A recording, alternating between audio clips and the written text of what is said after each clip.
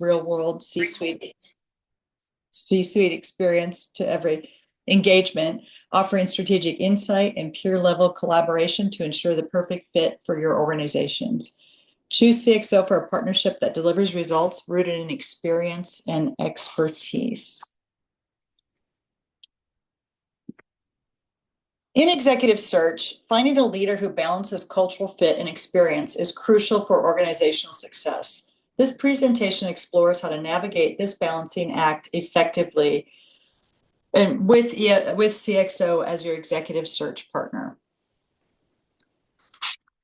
The importance of culture. Culture is a big part of finding an executive that's going to fit into your organization.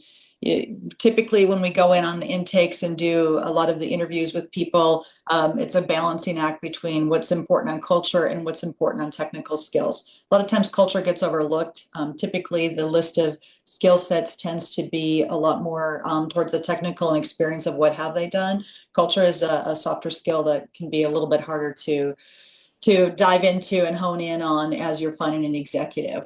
But what is important when you're looking at culture is culture can boost team morale and retention. You got to align the values to enhance the team spirit. There's nothing like an executive that can bring everybody together to move for a common goal and be able to embrace and grow the organizational culture.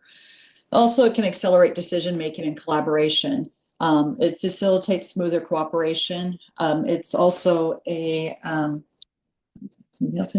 it's also about execution, right? If you can get everybody on the same page, your execution can be much smoother coming through.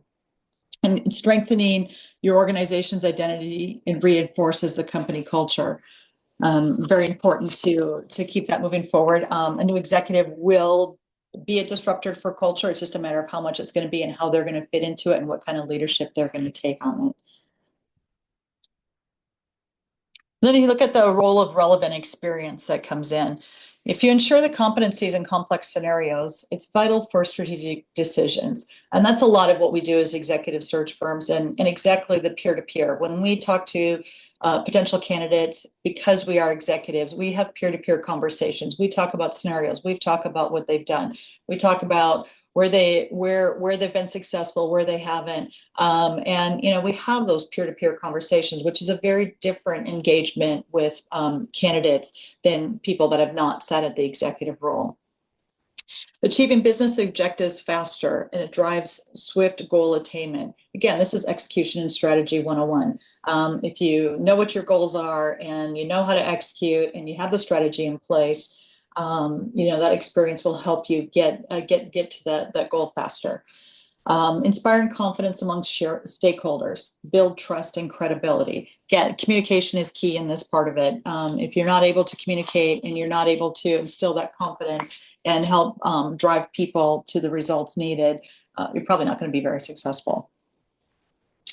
If you overemphasize culture, again, when you come into an executive search and you're doing your intakes, just gathering a lot of data about the company, gathering what's going to make them successful, how they envision the executive coming in, interacting with their management team, the ownership, executive team, outside stakeholders. If they focus only on culture, you can limit what you're looking at. You can limit at your diversity of thought. If everybody's on the same page, I mean, it's great. But if you're in, this is the culture and you have to do it, it can stifle innovation and creativity. And we all know innovation is the key to success. So there's a balancing act between how do you find somebody that can continue to enhance and drive the culture of the organization without stifling innovation. You might overlook skill gaps. Miss critical expertise. Again, at CXO, we really focus on the skill gaps. Not everybody is going to have every skill that you want. So a lot of our discussions with our candidates and also our firms is, how are we going to fill in those skill gaps? And let's make sure that it's important that we cover those, or know that they're a gap, and at some point down the future we're going to cover them. We have to risk groupthink. Again, groupthink can reduce diverse perspectives. Innovation gets stifled when that happens. So it's very important to find that delicate balancing act.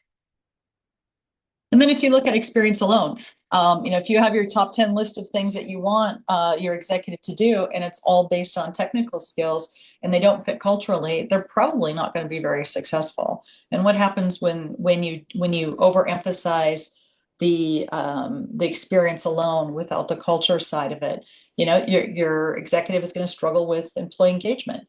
Disconnect can impact morale. All of a sudden, you got everybody running in different directions, and because they don't have the leadership out there, and they don't have people that understand what we're trying to accomplish.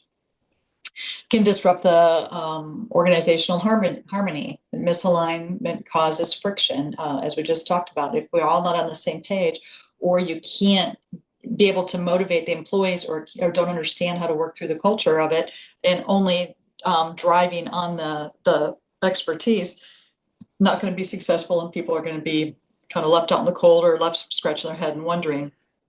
And this results in a high turnover replacement costs. You always have a risk when an executive comes in of high turnover, and then the replacement costs that go along with it. So part of what we try and do is look at how do we reduce the risk of turnover. Sometimes it's people that thought they should have the job. Typically, internally, there's people that apply for the job, and now you have the risk of, well, are they disenfranchised because they did not get the job coming in? So how do we make them feel welcome and make them still feel valuable and make them realize that they can still gain skill sets? We work a lot with that, with people that have been. We're also applying for the job. And same thing too, a good executive is going to know how to work alongside those people and how to energize them and show them how they can help upskill them. I think that's very, very important as you're looking at your executive and understanding the risks of your current employees, and also making sure that you know who your key stakeholders are, and making sure that the executive coming in knows how to work with them and doesn't chase them out the door. That's something that we constantly have conversations around with our clients. And then how do you balance culture fit with experience? Always define values very clearly. People do much better if they have clarity in what their goals are, what they're trying to accomplish, what the benchmarks are. Most executives are pretty driven to make things happen, so they really focus on that side of it. Assess role specific experience.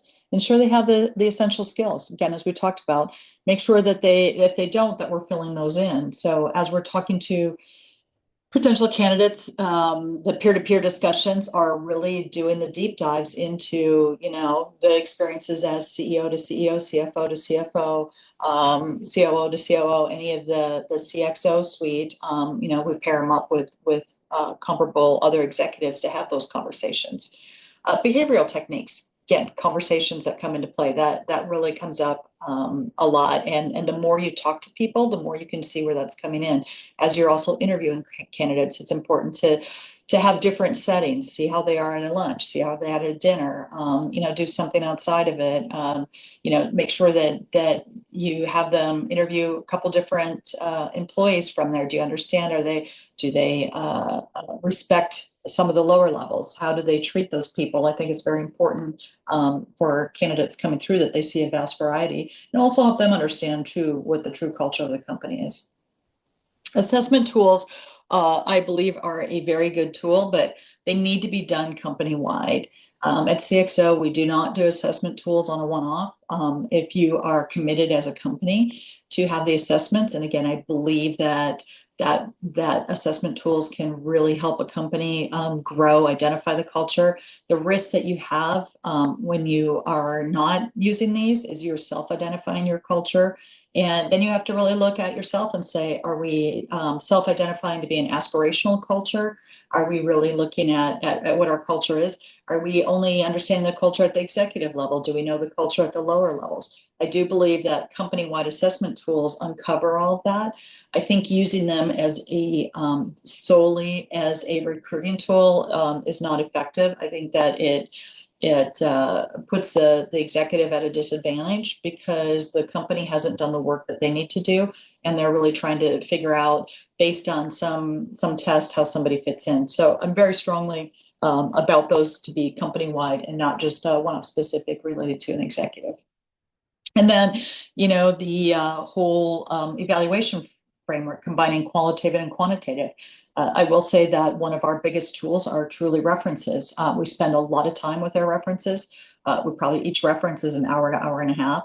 And the references come back and, they're like, wow, I've never had a reference like that, but it was really good because I really felt I got to talk about, my interaction with the executive, how the executive worked, how they engaged. We get into some really deep, detailed conversations around that. And it gives us a lot of insight into how an executive is going to basically drop ship into a company. How are they going to work with their peers? How are they going to work with the executive committee? How are they going to work with the lower levels, because a lot of that doesn't necessarily come out until you really see them in action and talk to people that are in action. So I do think that that's very important. And again, I think that our value proposition from a CXO perspective is that peer-to-peer. When I'm talking to board members, when I'm talking to other executives, when my team is talking to them, again, we have been on boards, we have been executives of companies. So we have a lot of that peer-to-peer, and some of it's kind of just trading your horror stories and your big successes. So you do get a lot more out of that, and I think I do believe it's very, very valuable. So what's our role? From an executive search perspective, especially on a CXO side of it, we have an access to network of executives. Because we are executives, we have a vast network. We've worked with peers. I talk to executives every day, multiple executives every day. So does my team. That is our peer group. We get people that call us to talk about, again, things that are going on, things that aren't going so well. We get executives calling us when they're looking at changing roles and wanting to know if we have anything for them. Never underestimate the power of the network. I've found some really good people in the network that I've gotten to know that, you can just see immediately that they're going to work on certain searches that you're working for, and maybe not have popped up on their resume. Because again, if you're just doing the hard criteria, you can only go by what's on a resume if you don't know people. And that's super important to understand, that resumes don't necessarily speak across the board. Sometimes they're overstated, sometimes they're understated, sometimes they're written to focus on certain things and forget about other things that they've done in their career, and vice versa. So I think it's really important to have that network. Our balance evaluation reduces biases. A lot of conversations come through, a lot of discussing what it is. Again, from being an executive, you know what it takes to be there. You know what they're looking for. You understand, what is needed to be successful in that role. And support for onboarding and integration. We go case by case basis, depending upon what the company and the executive need. Again, from the nature of an executive, typically an executive does not need a whole lot of oversight, but there's also making sure that the integration is super important, making sure that they're with the right people, and getting introduced to the right stakeholders, have the right goals in place. And we just take the lead from the clients on how much or how little they want us involved. It is part of the whole search fee, so it's not an additional fee on there, but it can be a very, very, very valuable tool. And we always love our success stories. I think one of the couple of fun ones that we have are exactly what we were talking about. Get engaged with a client, sit down and talk through what their requirements are, and really focus a lot on. I've got a construction company that I worked with. Their CFO had been with them for 20 plus years, had passed away, did not have succession planning. Had to just basically reevaluate the whole organization. They had no idea what they needed, what they didn't need. They had no idea where a lot of their books and records were, or what state they were in. So again, as a prior CFO, we were able to go in and talk through that, help them put together a really good a job description, along with being honest about where they stood with books and records and the culture of the company. Also recommended that they speak to a lot of people. This was a place where, they had never hired for this role, didn't know what to hire for. And in that case, I bring a very vast suite of candidates across because I think it's important for them to really identify, what they liked, what they didn't like. Very, very collaborative process that come through. Ended up finding them an awesome CFO who came from the network, was referred in through my network of people, and frankly, never would have put that person forward based on their resume.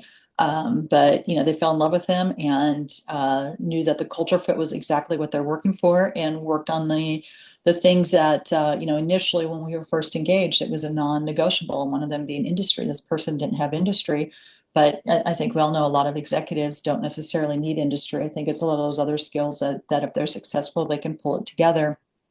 Um, and he's now been with them for 7 years. Had the same situation in another client where the person went in interim to perm. Interim was definitely very short-sighted about what was needed. Again, the person that went in was probably not somebody you would ever have put in that role. Mostly based on personality. It was very, very low key, level headed, didn't get excited about anything, but, also very, very understated. That person's been there for 6 years, has outlasted all the executives that have come through, and the company's up for sale. So, it just goes to show that I think getting to know the people and knowing exactly what is needed makes it is very, very impactful. Um, And in conclusion, feel free to contact us. We love to talk to companies, love to talk to executives. We'll look at a tailored strategy that makes sense for you. Like I said, we've gone in on first time creating new roles, replacements, interim, whatever comes through. Because achieving the right balance between culture, fit, and experience is essential for long-term success. Organizations are encouraged to integrate these strategies for sustainable growth and innovation. I really appreciate you guys taking the time today. I know that we're all busy in our schedules, and very, very excited to bring some of our insights and top level approaches that we use to the table, and look forward to further discussions. Thank you and have a great day.